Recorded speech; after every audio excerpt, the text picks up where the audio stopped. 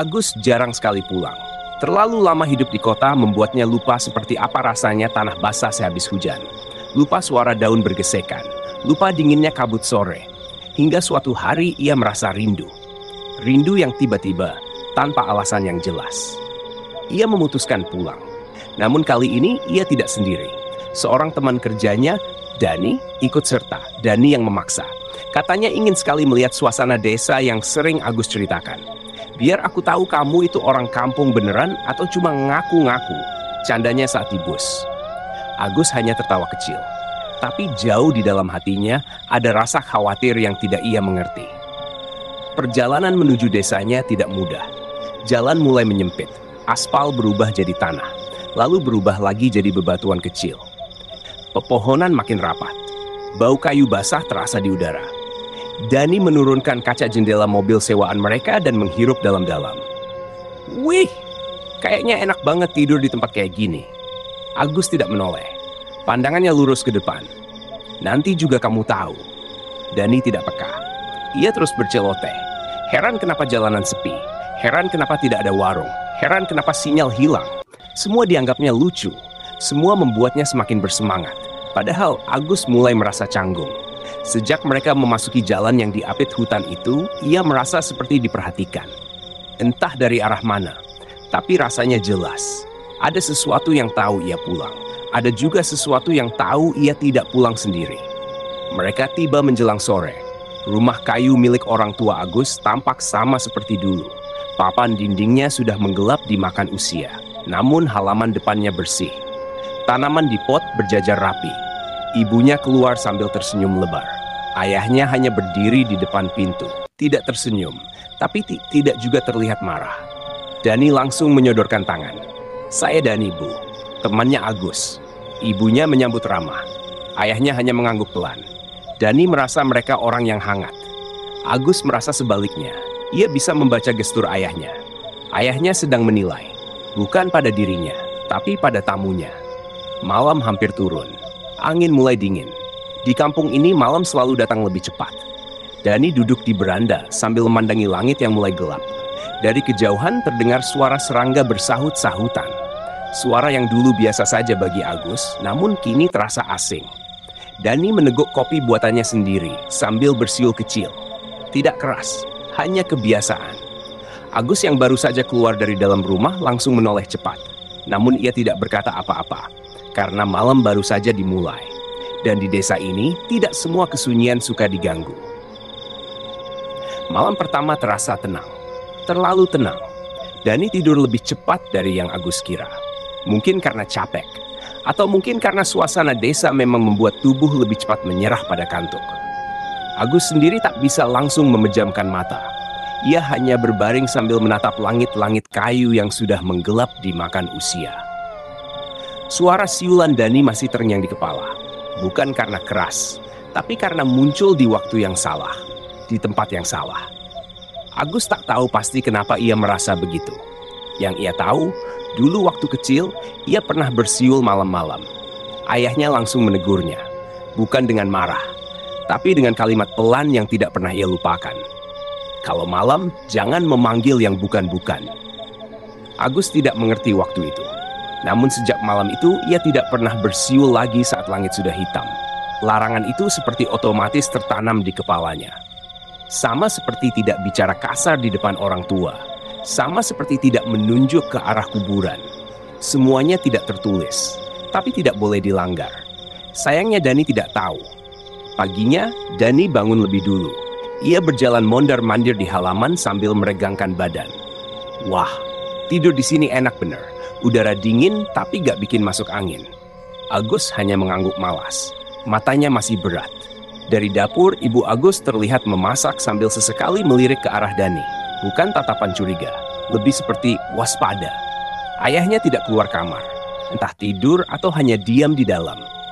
Dani tidak memedulikan itu. Ia meminta Agus mengajaknya jalan-jalan keliling kampung. Agus enggan, tapi Dani memaksa. Mereka berjalan menyusuri jalan setapak. Rumah-rumah jarang, pohon lebih banyak dari manusia. Di kejauhan terdengar suara ayam, sesekali suara kambing. Dani terus bertanya hal-hal remeh. Di sini nggak ada warteg ya? Kalau malam lampunya gimana? Kalau ada maling gimana? Agus hanya menjawab sekenanya. Sampai mereka melewati satu pohon besar di tepi jalan. Dani berhenti. Pohon apa ini? Besar banget. Agus menatapnya sekilas. Dulu pernah ada yang nebang. Gak sempet selesai. Katanya sakit. Ah masa? Ya tanya aja orang sini. Dani justru menepuk batang pohon itu sambil tertawa kecil. Halo, ada yang tinggal di sini nggak? Agus langsung menepis tangannya. Jangan sembarangan. Kenapa? Agus hendak menjawab, tapi tidak jadi. Ia hanya menghela napas dan berjalan lagi. Dani mengangkat bahu, lalu mengikuti. Entah kenapa, setelah melewati pohon itu, udara berubah lebih dingin. Padahal matahari masih terang. Malamnya, Dani kembali duduk di beranda. Lagi-lagi ia bersiul pelan sambil mainkan sendok di cangkirnya. Agus yang ada di dalam mendengarnya. Ia ingin menegur, tapi lidahnya keluh. Sampai suara siulan itu berhenti.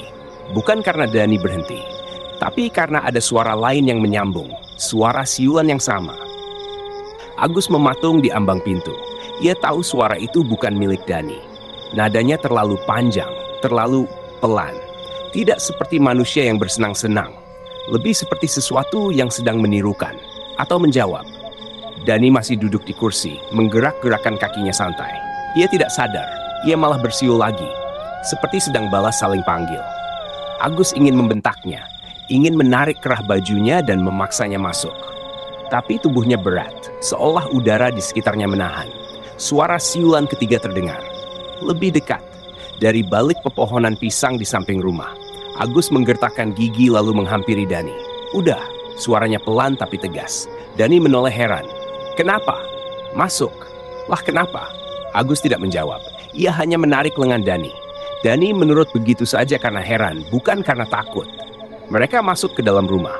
Agus menutup pintu rapat-rapat. Ibunya muncul dari dapur dengan wajah pucat. Sudah malam, jangan duduk di luar lagi. Dani tertawa kecil. Iya bu, cuma duduk bentar kok. Ibunya tidak menanggapi. Ia langsung kembali ke dapur. Agus tahu ibunya pun mendengar siulan tadi, tapi mereka semua memilih diam. Malam itu Dani tidur lebih cepat. Namun kali ini ia tidak bersikap santai seperti sebelumnya. Ada rasa aneh yang mengganjal di pikirannya. Sebelum tidur, ia sempat bertanya pada Agus. Gus, itu tadi, yang bersiul siapa? Agus berbaring membelakangi temannya. Gak usah dipikirin. Bukan manusia ya? Agus tidak menjawab. Dani menelan ludah, lalu sepi. Namun Dani tak bisa tidur. Pikirannya berputar. Ia ingin percaya semua ini hanya akal-akalan warga kampung yang percaya tak hayul. Tapi telinganya masih mengingat jelas. Siulan itu bukan siulan biasa, bukan suara yang keluar dari mulut manusia. Terlalu bersih, seperti suara seruling, tapi lebih dingin. Ia menarik selimut sampai ke leher, menutup mata rapat-rapat. Lalu terdengar suara langkah di luar jendela. Pelan, berat. Seperti seseorang berjalan sambil menyeret sesuatu. Dani membuka mata, memaksa dirinya tidak bergerak. Langkah itu berhenti tepat di balik dinding kamar. Lalu terdengar suara napas. Panjang, berderu pelan, seolah ada yang berdiri diam di sana. Mendengarkan, Dani tak kuat. Ia ingin membangunkan Agus. Namun ia takut bergerak. Ia takut suara kasurnya berdecit. Takut napasnya terlalu keras. Takut jantungnya terdengar. Pagi datang tanpa suara ayam. Langit belum cerah ketika Dani akhirnya tertidur. Wajahnya pucat saat bangun. Matanya merah. Agus melihatnya tanpa banyak bicara. Kau dengar ya? Tanya Agus pelan. Dani butuh waktu sebelum menjawab. Iya. Kau masih mau nginep di sini? Dani menghela napas panjang seolah harga dirinya sebagai orang kota sedang ditimbang. Gak apa-apa, mungkin cuma orang lewat. Agus tidak memaksa. Tapi dari caranya menatap Dani, jelas ia tahu temannya hanya sedang menyangkal. Hari itu mereka membantu ibu memasak dan membersihkan halaman. Dani tidak seceria sebelumnya. Ia lebih banyak diam. Sesekali melirik ke arah pohon pisang di samping rumah. Seolah takut sesuatu muncul dari sana. Agus memperhatikan perubahan itu tapi tidak mengejek. Sampai siang menjelang sore, keadaan tetap normal. Agus sempat berharap gangguan itu hanya sekali. Mungkin hanya peringatan. Selama Dani tidak mengulang lagi, semuanya akan aman. Tapi malam datang, dan Dani lupa. Ia duduk di beranda lagi sambil memainkan sendok ke cangkir kopi. Agus melihat dari dalam. Begitu siulan pertama keluar dari mulut Dani, tubuh Agus langsung merinding. Ia belum sempat bergerak ketika suara itu dibalas. Lebih cepat, lebih dekat. Kali ini seolah tepat di depan pagar rumah. Dani langsung menghentikan siulannya. Wajahnya mendadak pucat. "Gus." Agus berdiri dari kursinya. "Masuk," ujarnya lagi. Suaranya lebih keras dari sebelumnya. Dani kali ini tidak membantah. Mereka masuk terburu-buru lalu menutup pintu. Ibunya muncul dari dapur dengan wajah tegang. Ayahnya keluar dari kamar. Auranya lebih dingin dari udara malam. "Mereka sudah datang," kata ayah Agus pelan. Dani membeku. Agus menelan ludah. Ayah Agus menatap Dani lama. "Kau yang manggil." Dani ingin membela diri, tapi tidak ada suara yang keluar. Ayah Agus duduk di kursi ruang tamu, tatapannya kosong ke arah pintu. "Malam ini jangan ada yang buka jendela. Jangan ada yang jawab kalau dipanggil. Jangan ada yang keluar meski ada suara mengetuk." Dani tercekat. Kenapa harus mengetuk? Ayah Agus menatapnya tanpa berkedip. Karena mereka tidak suka masuk tanpa izin. Malam terasa lebih panjang dari biasanya. Lampu rumah tidak terlalu terang. Suasana seperti menahan napas. Dani duduk di pojok ruangan, memeluk lutut. Agus duduk di dekatnya. Hening. Sampai. Tok, tok, tok. Pelan. Berirama. Seperti seorang mengetuk pintu depan. Tok, tok, tok. Kali ini lebih keras. Ibunya menutup telinga dengan kedua tangan. Ayahnya tetap diam. Agus menggenggam lengan Dani menahan agar ia tidak bergerak. Lalu terdengar suara. Pelan seperti suara siulan, tapi bukan untuk memanggil. Lebih seperti memancing, mengajak, menunggu. Tok, tok, tok. Mereka hanya butuh satu yang membuka, satu yang menjawab, satu yang terpancing. Dani menggigit bibirnya. Keringatnya dingin. Hatinya berbisik, "Jangan, jangan, jangan." Suara ketukan datang pelan, tidak keras. Namun cukup membuat seluruh ruangan seakan ikut berdenyut. Dani mendongak. Agus langsung menatapnya tajam, memberi isyarat agar tidak bergerak.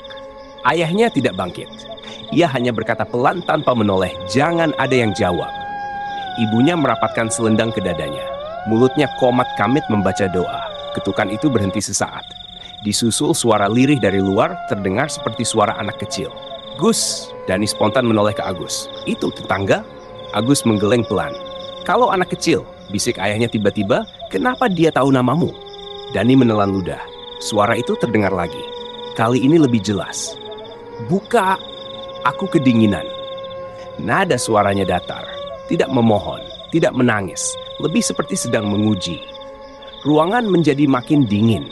Dani bisa merasakan bulu kuduknya berdiri satu persatu. Ada dorongan aneh dalam hatinya untuk berdiri dan membuka pintu. Bukan karena kasihan, tapi karena rasa penasaran yang tiba-tiba tumbuh seperti ditanam dari luar. Ia hampir bangkit. Namun ayah Agus sudah lebih dulu bersuara tegas. "Kalau kau buka, aku sendiri yang akan mengikatmu di pohon belakang." Dani langsung kaku di tempat. Sunyi. Suara di luar tidak muncul lagi. Tidak ada ketukan, tidak ada panggilan. Tapi secara perlahan jendela seolah ikut mendingin. Seakan ada sesuatu menempel dari luar, menunggu. Diam. Namun tidak pergi. Malam itu tidak ada yang tidur. Dani duduk mematung hingga fajar. Dan di kepalanya hanya ada satu pikiran. Apa yang terjadi kalau tadi pintunya benar-benar dibuka? Pagi datang tanpa suara ayam. Hanya kabut lembab yang menggantung rendah di halaman. Dani duduk di beranda, wajahnya pucat. Ia tidak tidur semalam. Agus juga tidak. Hanya ayahnya yang tetap tenang, seperti sudah terbiasa menghadapi malam yang tidak sepenuhnya milik manusia. 2 cangkir teh diletakkan ibu di meja. Dani mencoba meneguk sedikit, tapi tangannya gemetar. "Gus, kalau yang di luar itu bukan manusia, kenapa dia manggil namaku?" Agus tidak langsung menjawab. Ia menatap jalan kecil di depan rumah. "Di kampung sini, kalau kau manggil sesuatu, mereka akan balas. Kau bersiul, kau ngetok, kau nyanyi, kau panggil nama seseorang, maka mereka akan ikut. Tapi mereka nggak selalu ngerti kapan waktunya berhenti." Dani menatap kosong. "Berarti dia kira aku ngajak kenalan?" Agus menghela napas. Bisa dibilang begitu. Ayahnya keluar membawa seikat daun dan sebotol air. Ia berjalan ke halaman samping dan memercikkan air itu ke tanah sambil membaca doa pelan. Dani memperhatikan gerakannya dengan campuran rasa kagum dan takut. Dia lagi ngapain? Ngasih tahu kalau kita nggak mau diganggu lagi, jawab Agus pelan. Dani ingin percaya semuanya sudah selesai, tapi hatinya tidak yakin. Buktinya, sejak ia meneguk teh tadi, tengkuknya terasa berat. Seperti ada sesuatu yang berdiri persis di belakangnya. Padahal tidak ada siapa-siapa. Siangnya mereka diajak ibu ke pasar kecil di ujung kampung. Dani senang bisa keluar dari rumah untuk sesaat. Namun sesampainya di jalan desa, Dani menyadari ada hal aneh. Anak-anak yang biasanya berlarian tiba-tiba berhenti bermain saat ia lewat. Orang-orang yang sedang duduk melinting tembakau mendadak diam, lalu menatapnya lama. Bukan tatapan ramah, bukan pula tatapan benci. Lebih mirip tatapan kasihan. Seolah mereka tahu sesuatu yang Dani tidak tahu. Di lapak sayur, seorang nenek menghampiri Agus. Ia berbisik, namun Dani masih bisa mendengar samar-samar. "Itu temanmu ya? Yang semalam." Nenek itu tidak melanjutkan, tapi tatapannya jelas menuju Dani. Agus mengangguk pelan. Nenek itu menggeleng perlahan. Harus cepat diselesaikan. Kalau tidak, yang ikut dia akan nempel terus. Dani spontan menoleh. "Siapa yang nempel?" Nenek itu tidak menjawab. Ia hanya mundur, lalu pergi begitu saja. Dani merinding. "Gus, apa maksudnya?" Agus tidak menjawab. Ia hanya berjalan lebih cepat. Dani mengejarnya. "Gus, jawab!" Agus berhenti, menatap Dani lama. "Kau merasa berat di belakangmu?" Dani terdiam. Matanya melebar. Karena ia merasa, sejak pagi, seperti ada tangan dingin yang menggantung di pundaknya. Tapi ia kira itu cuma sugesti. Agus mendekat. Suaranya pelan, hampir seperti bisikan. "Kayaknya yang semalam kamu panggil, gak pulang." Dani mundur satu langkah, nafasnya tercekat. "Dia," Agus mengangguk. "Ikut kamu." Sore itu Dani tidak banyak bicara. Setiap kali berjalan, ia takut menoleh. Takut melihat sesuatu berdiri persis di belakangnya. Setiap kali duduk, ia merasa kursinya bertambah berat. Setiap kali bicara, ia merasa napasnya bukan hanya miliknya sendiri. Ia ingin kabur dari desa itu. Tapi pertanyaannya, kalau ia pergi, apa yang mengikutinya akan ikut juga? Atau malah senang karena dia membawanya pulang ke kota? Malam terakhir sebelum Dani memutuskan pergi dari desa itu, suasana rumah terasa seperti ruangan yang tidak lagi dihuni manusia. Ayah Agus duduk di ruang tamu sambil membakar kemenyan. Ibu membaca doa tanpa henti. Agus duduk di samping Dani, menjaga agar temannya tidak tiba-tiba bangkit atau membuka pintu. "Gus, apa aku bisa pulang?" tanya Dani pelan. Agus tidak langsung menjawab. "Bisa, tapi kamu gak bisa pulang sendirian." Dani menatapnya bingung. "Maksudnya?" Agus menatap mata Dani lama. "Yang ikut kamu sudah anggap kamu temannya. Kalau kamu pergi seenaknya, dia bakal ikut. Dan di kota lebih susah hilanginnya." Dani menelan ludah. "Terus, aku harus ngapain?" Ayah Agus mendekat, membawa sebuah mangkuk berisi air. Air itu tidak seperti air biasa. Warnanya sedikit keruh, seperti dicampur abu. Baunya tajam, mirip daun terbakar. "Ini air dari sungai belakang," kata Ayah Agus. "Sungai itu batas, yang dari hutan gak boleh lewat ke kampung kalau belum diizinkan." Dani gemetar. "Aku harus minum?" "Bukan," jawab Ayah Agus. "Kamu harus bicara." "Bicara sama siapa?" Ayah Agus tidak menjawab. Namun sesuatu menjawab dari arah belakang Dani. Suara napas. Pelan. Sangat dekat. Dani refleks ingin menoleh. Agus langsung menekan bahunya. "Jangan lihat." Ayah Agus mulai membaca doa. Air dalam mangkuk bergetar halus meski tidak disentuh. Dani menggenggam lututnya erat-erat. "Kalau kamu mau pulang," kata Ayah Agus pelan, "kamu harus bilang kalau kamu gak mau ditemani lagi. Kamu harus bilang, kamu hanya manusia. Kamu gak kuat berteman sama yang bukan manusia." Dani menutup mata. Bibirnya bergetar. Aku gak manggil kamu," ucapnya pelan. "Aku cuma iseng, aku gak ngerti." Udara di sekitarnya tiba-tiba terasa berat, seperti ada yang mendekat. Dani bisa merasakan tengkuknya dingin, seperti ada wajah yang disandarkan tipis di belakang kepalanya. "Aku takut," bisiknya. "Tolong jangan ikut aku lagi." Air dalam mangkuk semakin bergolak. Ayah Agus menyiramkan air itu ke lantai. Suara seperti cicitan kecil terdengar. Tidak jelas, antara marah dan kecewa. Udara mendadak menghangat, lalu sunyi. Ayah Agus menarik napas panjang. Ibu berhenti membaca doa. Agus melepaskan genggamannya dari bahu Dani. "Sudah pergi," kata ayahnya pelan. Dani tidak langsung lega. Ia tetap diam. Sampai ia sadar, tengkuknya tidak dingin lagi. Keesokan paginya, Dani pamit pulang ke kota. Orang tua Agus tidak menahannya, hanya memberi satu pesan, jangan pernah bersiul malam-malam lagi, dimanapun kamu berada. Dani mengangguk cepat. Agus mengantarnya sampai halte kecil di pinggir jalan. Kamu yakin udah nggak ada yang ikut? Tanya Dani sambil setengah bercanda, setengah takut. Agus menatapnya lama. Kalau masih ada, kamu bakal tahu nanti. Dani menelan ludah, lalu naik ke bus perlahan. Beberapa jam kemudian, bus melewati jalan raya yang mulai ramai. Dani bersandar di kursinya. Untuk pertama kalinya sejak malam itu, ia merasa bisa bernapas lega. Sampai ia melihat bayangan samar di kaca jendela, seperti seseorang berdiri tepat di belakangnya. Padahal tidak ada siapa-siapa. Napasnya tercekat, ia pejamkan mata erat. Dan dalam gelap matanya ia mendengar suara lirih, pelan. Seperti siulan, tapi tidak ia keluarkan sendiri. Dani selamat. Tubuhnya, tapi bukan jiwanya.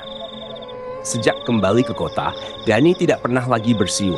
Bahkan mendengar orang lain bersiul saja membuat bulu kuduknya berdiri. Ia pindah kos, ia ganti nomor ponsel, ia berhenti keluar malam. Semua ia lakukan untuk memastikan tidak ada yang ikut lagi. Namun rasa itu tidak hilang. Kadang saat ia duduk sendirian di kamar, ia merasa seperti ada yang berdiri di sudut ruangan. Kadang saat ia menutup lampu, ia merasa ada yang ikut memejamkan mata bersamanya. Dan setiap kali ia mandi, ia selalu memastikan tidak ada cermin di dekatnya. Karena ia takut melihat sesuatu berdiri tepat di belakangnya. Suatu malam, Dani sedang makan di warung dekat kos. Televisi menyiarkan acara komedi.